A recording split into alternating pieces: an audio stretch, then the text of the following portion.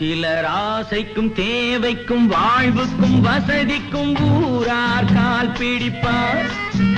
ஒரு மானமில்லை அதில் வீணமில்லை, அவர் எப்போதும் கால் பிடிப்பார். எதிர்காலம் வரும், என் கடமை வரும், இந்த கூட்டத்தின் ஆட்டத்தை ஒழிப்பேன்.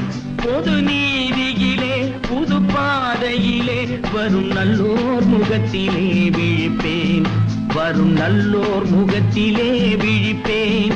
நான் ஆணையிட்டால் அது நடந்து விட்டால் இங்கு ஏழைகள் வேதனை படமாட்டார்.